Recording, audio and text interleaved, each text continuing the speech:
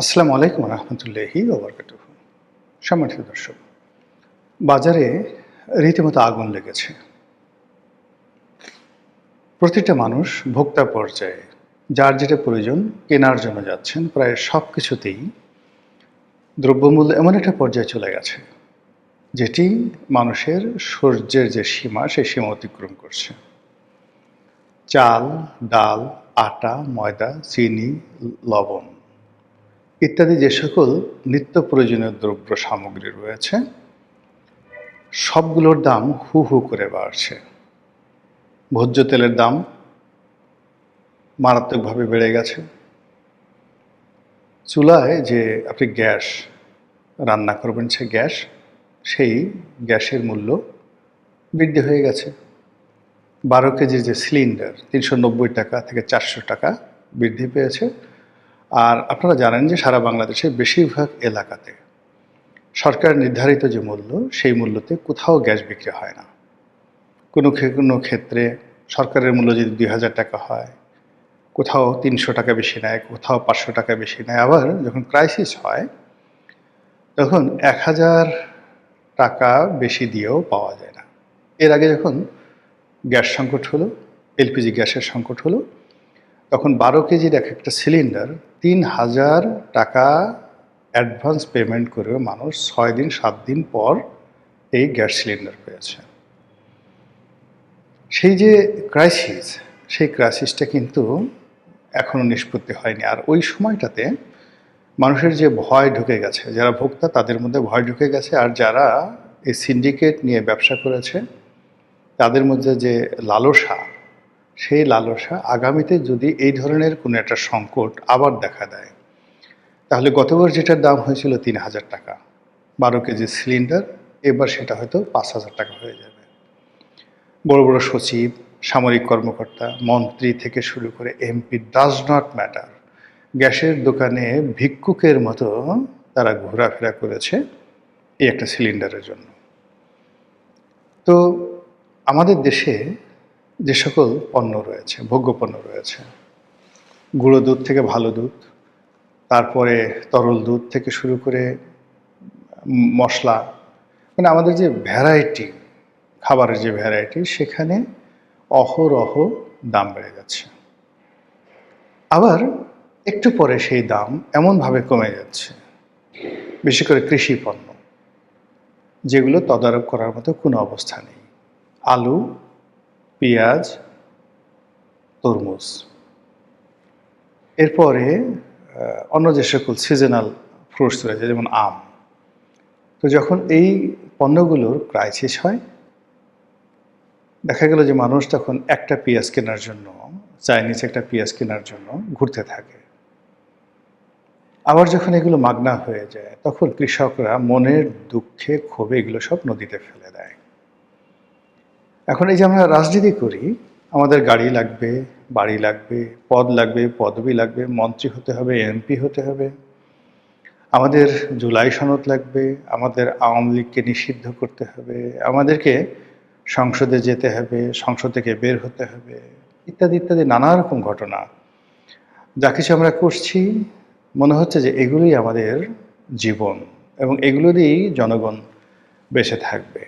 আপনার বাজারে কিছু থাকুক বা না থাকুক, আপনার হাতে একটা ফ্যামিলি কার্ড আছে। দেখলাম যে ফ্যামিলি কার্ডের লোভ দেখিয়ে এক মহিলাকে ধর্ষণ করা হয়েছে। এরকম আমাদের এই সমাজে রাজনীতিবিদরা মাঝে মধ্যে অনেক কাজ করেন, অনেক পরিকল্পনা দেন, তারপর অনেক বিষয়ে ব্যস্ততা দেখান এবং তারা মনে করেন যে এগুলোর মাধ্যমে জনগণের কল্যাণ। কিন্তু মানুষের যে ক্ষুধা লাগে, মানুষ যে তার শরীর ঢাকার জন্য একটু বস্ত্র বা কাপড় চায়, এটা আমাদের রাজনীতিবিদদের কয়জন মানুষ সেটা হৃদয় দিয়ে অনুধাবন করে। আমাদের দেশের অতীতকালে যদি ধরেন, বড় বড় সমস্যাগুলো বিভিন্ন সময়টাতে হয়েছে, তার মধ্যে লবণের ক্রাইসিস এই যে আমাদের দেশে হয়েছে, এই জন্য লবণ চোর বহু বহু মানুষ, যাদের রাজনীতিতে বড় বড় মানুষ যাদের উপাধি হয়ে গিয়েছিল এরা হলো লবণ চোর, রিলিফের লবণ চোর। তারপর সমস্যা হয়েছে বিভিন্ন সময় চিনি নিয়ে, লোকজন বলেছে চিনি চোর। এখন অনেক বাংলাদেশের লোক আছে বড় বড় রাজনীতিবিদ, বড় বড় কথা বলেন, কিন্তু তাদের বাবা যারা এখন মন্ত্রী ছিলেন তারা এই রিলিফের চিনি চুরি করেছিলেন, তাদেরকে নাম হয়ে গেছে এরা চিনি চোর। আর এদের ছেলেদেরকে রাগ হলে এখন তারা যত বড় কথা বলা হয় এরা হলো চিনি চোরের ছেলে, চিনি চোরের মেয়ে, এই ধরনের কথাবার্তা হচ্ছে। তাই দেখুন প্রবলেমটা কোত্থেকে আসলো, চিনি থেকে, তারপরে লবণ থেকে। এরপর আর একটা সমস্যা অতীতকালে হয়েছে, এখন অবশ্য সেই সমস্যা হওয়ার সম্ভাবনা, সেটা হলো টিন চোর, রিলিফের টিন চুরি করে। তারপরে ইদানিংকালে এবং মানে যাকে বলে হয় গত ২০ বছর যাবৎ ধরে যেটা হচ্ছে টিআর কাবিখা কাবিটা, দরিদ্র মানুষের জন্য সরকারের পক্ষ থেকে কতগুলো সুযোগ সুবিধা দেওয়া হয়, যেমন টিআর টেস্ট রিলিফ, কাবিখা কাজের বিনিময়ে খাদ্য আর কাজের বিনিময়ে টাকা, আর একটা রয়েছে ৪০ দিনের কর্মসূচি। তো এই সকল কর্মসূচি গরিব মানুষদেরকে বিপদের সময় যখন তাদের কাজ থাকে না তখন সরকারের পক্ষ থেকে একটা সাবসিডি দেওয়া হয়। রাজনীতিবিদরা এর একটা বিরাট অংশ মেরে খায়। একটি এলাকাতে ধরুন ৪০ দিনের কর্মসূচি বাবদ ১০ কোটি টাকা গেল, পিআইও, টিওনো, এমপি এরা যদি অসৎ হয় এরা দেখা গেল সেই ৫ কোটি টাকার ৪ কোটি টাকাই মেরে দেয়, বাকিগুলো চেয়ারম্যানরা ভাগাভাগি করে ফেলে এবং কোনো কাজই হয় না। এই যে নির্মমতা, এই নির্মমতার কারণে জ্যামিতিক হারে আমাদের এই সমাজে অভাব বাড়ছে, অভিযোগ বাড়ছে এবং দারিদ্রতা বাড়ছে। দারিদ্রতা দূর করার জন্য অসংখ্য সরকারি প্রকল্প রয়েছে, কিন্তু কোনো অবস্থাতে আমরা সেই প্রকল্পগুলো বাস্তবায়িত হতে দেইনি, বরং প্রকল্পের সব কিছু খেয়ে নিজেরা প্রাসাদ বানানোর চেষ্টা করি। কিন্তু অবাক করার ব্যাপার হলো চোরের বাড়িতে কখনো দালান ওঠে না। বাস্তব দুটো ঘটনা বলি, যেমন ধরুন আওয়ামী লীগ জমানায় সবচেয়ে বড় চোর কে ছিল, আমি নাম বললাম না, আপনি বলেন তো বাংলাদেশের সবচেয়ে বড় চোর, বড় ডাকাত, বড় বদমাশ, সবচেয়ে শেখ হাসিনা একদম নাম্বার 1 কে ছিল, বা দুইজনের নাম বলেন কারা ছিল। আচ্ছা, এখন এই দুজন লোক আওয়ামী লীগের ১৭ বছরের সময়টিতে তারা সবচেয়ে অভিজাত, সবচেয়ে আরামদায়ক, সবচেয়ে যেটাকে বলা হয় বিলাসবহুল বাড়ি তারা তৈরি করেছিল। সেই বাড়িতে তারা কিন্তু বসবাস করতে পারেনি। বাড়িতে যখন উঠবে ঠিক সেই সময়টাতে সাদ্দাদের বেহেশতের মতো বাড়িতে যখন পা দিবে তার আগে শেখ হাসিনার পতন হয় এবং পাবলিক জনগণ তাদের বাড়ি ভেঙে চুরে চুরমার করে বাথরুমের যে কমোড বেসিন পর্যন্ত খুলে নিয়ে গেছে। তাহলে এই যে চোরের বাড়িতে যে দালান উঠে না, গিয়ে দেখেন আওয়ামী লীগ জামানাতে যে সকল মন্ত্রী এমপি যারা হারাম টাকা দিয়ে গ্রামে শহরে প্রাসাদ বানিয়েছিল, গিয়ে দেখেন তো একটা প্রাসাদ আছে নাকি? একটা প্রাসাদ নেই।